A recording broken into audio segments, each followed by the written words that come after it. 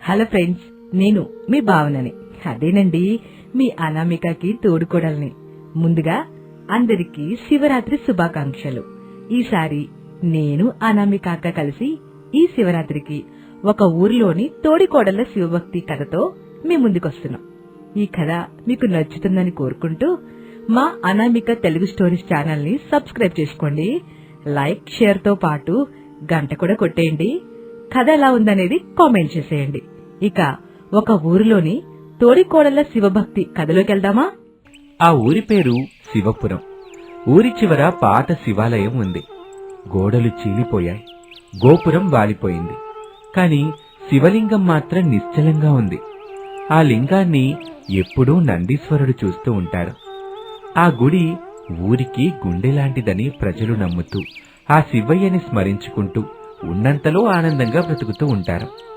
అలా బ్రతుకుతున్న కుటుంబాలలో శారద కుటుంబం కూడా ఉంది.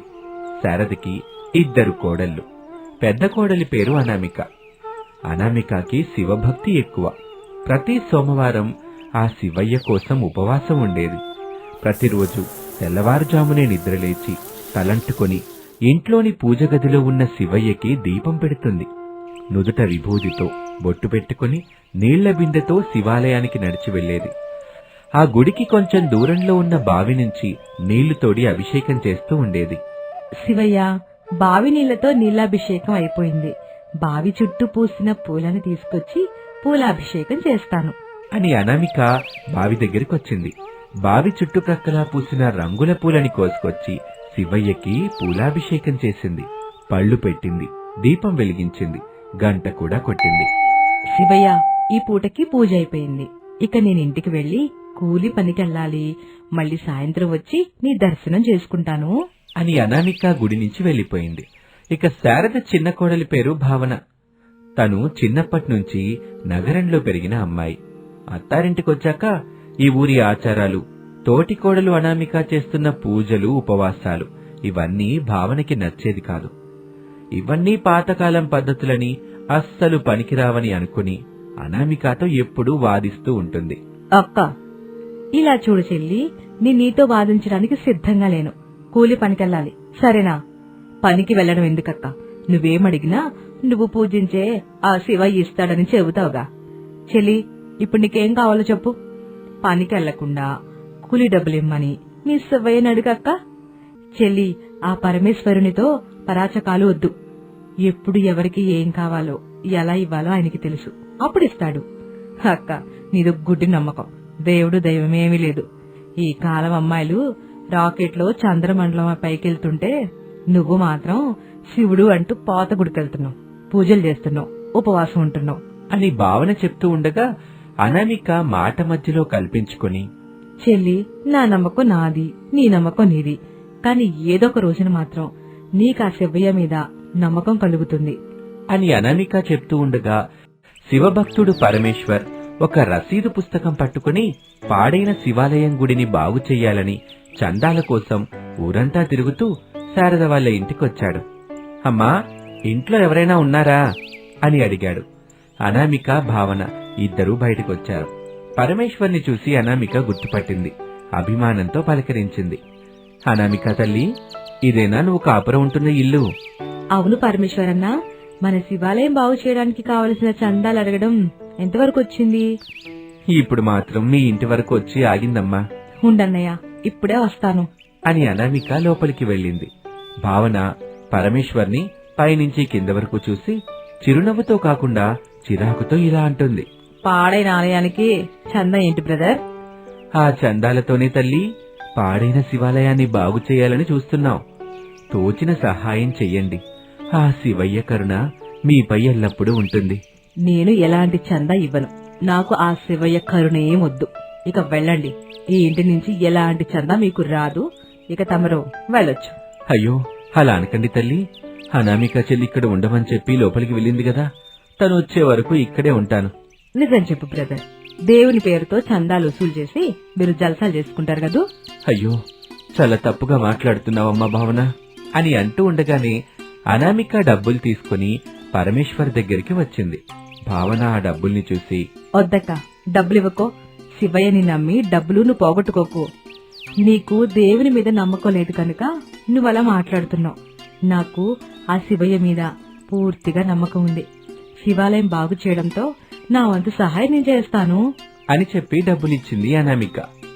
ఇంట్లో తినడానికి లేదు, మళ్ళీ దేవుడికి డబ్బులా? అమ్మా, ఇది శివుడికి కాదు, మనకే పరీక్ష అని చెప్పి అనామిక ఇచ్చిన డబ్బుల్ని తీసుకుని వెళ్లిపోయాడు. అనామిక కళ్లల్లో కన్నీళ్లు, భావన ముఖంలో నిర్లక్ష్యం. ఒక రోజున అనామిక శివలింగానికి నీళ్లు పోస్తుంటే భావన అది చూస్తూ తన మనసులో, దేవుడు లేడని ఎంత చెప్పినా వినకుండా ఇవన్నీ చేస్తే ఏమొస్తుంది? మా అనామిక అక్కకి ఎంత చెప్పినా అర్థం చేసుకోవడం లేదే అని భావన అనుకుంటుంది. ఇక అనామిక పూల కోసం వెళ్ళగా భావన లింగాన్ని చూస్తూ, ఎవరు నీ గురించి ఎంత గొప్పగా చెప్పినా నేను నమ్మను, నీకు పూజ చేయను, నువ్వే దిక్కు అని మాత్రం మొక్కను అని చెప్పి భావన అక్కడి నుంచి వెళ్లిపోయింది. అదే రోజు సాయంత్రం వినోద్ ఇంట్లో సిస్టమ్ ముందు కూర్చొని వర్క్ చేసుకుంటూ ఉండగా సడన్ గా పవర్ పోయి వచ్చింది. అంతే, తన సిస్టమ్ పేలిపోయింది.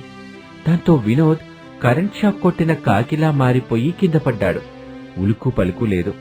శారద, అనామిక, భావన వినోద్ ని చూసి వెంటనే హాస్పిటల్ కి తీసుకుని వెళ్లారు.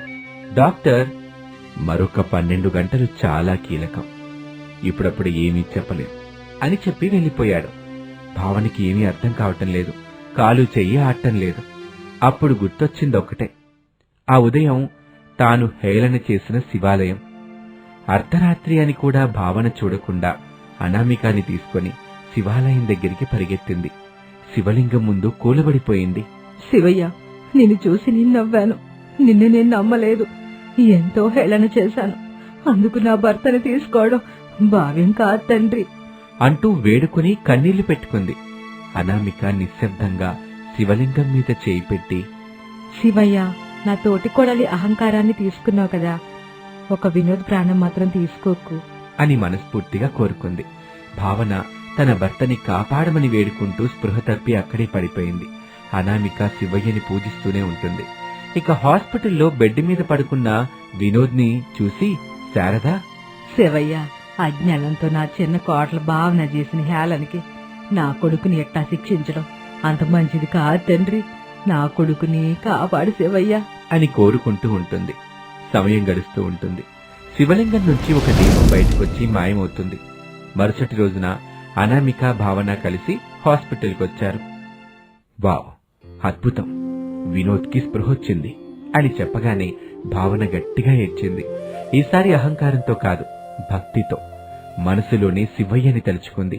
వినోద్ ని హాస్పిటల్ నుంచి ఇంటికి తీసుకొచ్చారు. ఇక అప్పట్నుంచి భావన ప్రతి సోమవారం శివాలయానికి ముందుగా వెళ్లేది. బావి నుంచి నీళ్లు తీసుకొచ్చి ఆ శివలింగానికి నీళ్లాభిషేకం చేసేది, పూలు తీసుకొచ్చి పెట్టేది. అనామిక ఇదంతా చూసి ఎంతో సంతోషపడేది. ఒక రోజున శివాలయం బాగు కోసం చందాల గురించి తిరుగుతున్న పరమేశ్వర్ కనిపించాడు భావనకి. భావన వెంటనే ఆనందంగా అతన్ని పిలిచింది. చందా కూడా ఇచ్చింది. ఇది డబ్బు కాదు, మన జీవితానికి కవచం. శివుడు మనల్ని శిక్షించడు, మనలోని అహంకారాన్ని కరిగిస్తాడు. భక్తిని హేళన చేస్తే జీవితం పాఠం చెప్తుందని నాకు అర్థమైంది. ఓం నమః శివాయ. ఓం నమః శివాయ అని చెప్పి పరమేశ్వర్ అక్కడి నుంచి వెళ్లిపోయాడు. భర్త ప్రాణాపాయం నుంచి బయటపడ్డ తర్వాత భావన జీవితం మొత్తం మారిపోయింది. ఇంతకు ముందు శివాలయం అంటే నిర్లక్ష్యం, ఇప్పుడు శివాలయం అంటే శ్వాస.